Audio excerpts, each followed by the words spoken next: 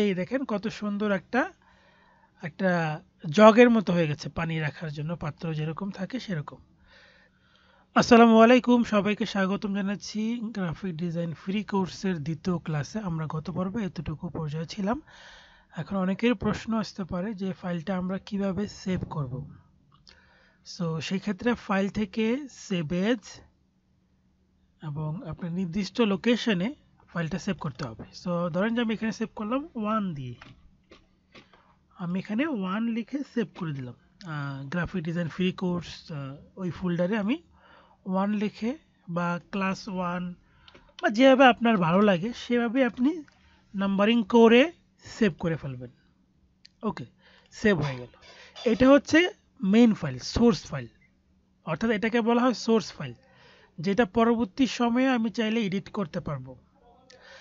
আর image আকারে বের করতে হলে ফাইল থেকে এক্সপোর্ট এবং এদিক থেকে জেপিইজি এবং এই ইউজ আর্টবোর্ড এই বাটনটা মাস্ট বি টিক করে দিতে হবে, দিয়ে এক্সপোর্ট এবং এদিক থেকে আরজিবি কোয়ালিটি ম্যাক্সিমাম রেজুলেশন 300, তারপরে ওকে।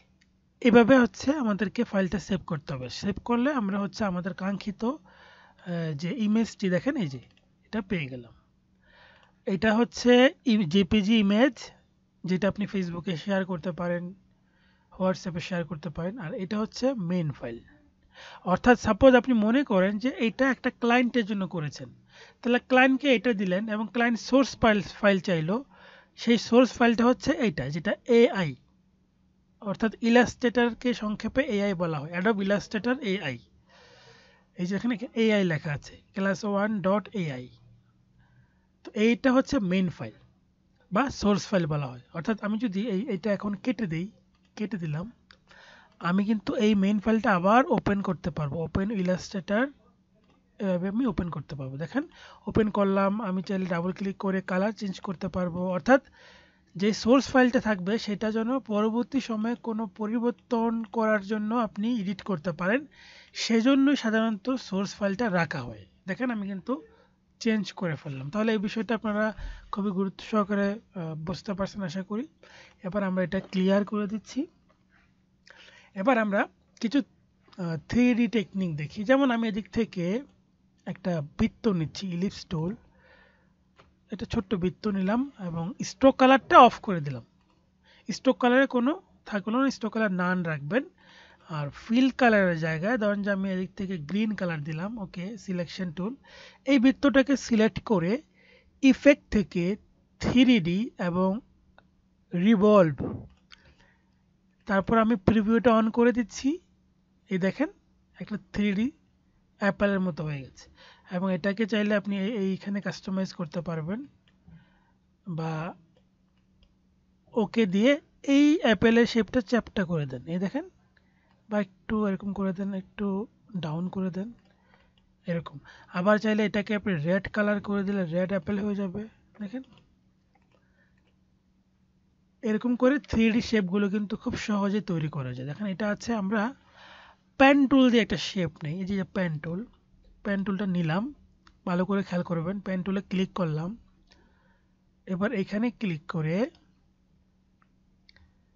মাউসটা ছেড়ে দিব, ক্লিক করে ছেড়ে দিয়ে আমি এখানে এসে এভাবে ক্লিক করব, টান দিব, আবার ছেড়ে দিব, আবার এরকম করে আবার একটু নিচের দিকে এসে আবার ক্লিক করে টান দিয়ে ঘুরাবো, আবার ছেড়ে দিব, আবার এভাবে রাখবো।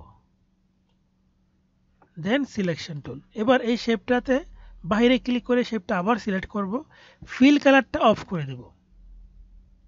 অফ করে দিয়ে আমি একটা স্ট্রোক কালার দিব, সরি ফিল কালারটা নান, এই স্ট্রোকের বক্সে ক্লিক করে একটা স্ট্রোকে যে কোনোটা কালার দেব, স্ট্রোকের ভ্যালু 1 রাখবো, অসুবিধা নেই।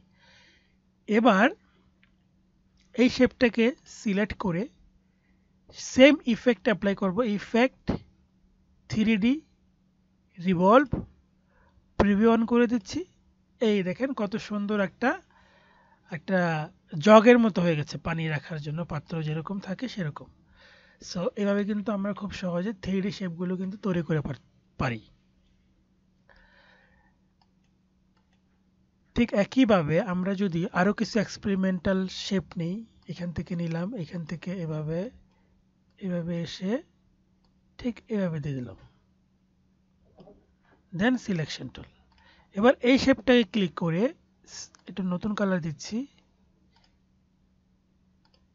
এবার ইফেক্ট থেকে 3D রিভলভ প্রিভিউ অন করে দিচ্ছি, সুন্দর একটা শেপ চলে আসলো, দেন ওকে। এবার এটাকে আমরা ঘুরাই দিতে পারি, এই দেখেন আরো দারুণ শেপ তৈরি হচ্ছে, এই দেখেন লাঠিমের মতো একটা শেপ তৈরি হয়ে গেছে। শিফট অল্টা চেপে ছোট করি, আবার একটু ঘুরাই, দেখেন ঘুরালেই কিন্তু শেপের আকার পরিবর্তন হয়ে যাচ্ছে। এবার এরকম করে রাখি, দেখেন কত সুন্দর একটি শোপিসের মতো শেপ চলে আসছে। তো এভাবে আমরা খুব সুন্দর সুন্দর কিছু তৈরি করতে পারি এই 3D টেকনিকটা ব্যবহার করে। অর্থাৎ আপনি যে কোনো কিছু এরকম করে একটা শেপ নেন, সেটাকে ইফেক্ট অ্যাপ্লাই করেন, সেটা সেভ করেন, গ্রুপে শেয়ার করেন, ফেসবুক পেজে শেয়ার করেন, বা আপনার ফেসবুক টাইমলাইনে শেয়ার করেন আমাদের গ্রুপকে মেনশন করে। তো এবং এই বিষয়গুলো কেমন লাগছে কমেন্টস করে মন্তব্য জানাবেন, এবং স্টেপ বাই স্টেপ প্রত্যেকটা ক্লাস করতে থাকুন, দেখতে থাকুন, আশা করি ক্লিয়ার হয়ে যাবেন এবং এনজয় করবেন। মোট কথা হচ্ছে এনজয় করে শিখলে সেটা মনে রাখবেন, মনে থাকবে এবং সেটা কাজেও লাগবে। সো ধন্যবাদ সবাইকে, পরবর্তী লেসন দেখার আমন্ত্রণ রইল। আসসালামু আলাইকুম, আল্লাহ হাফিজ।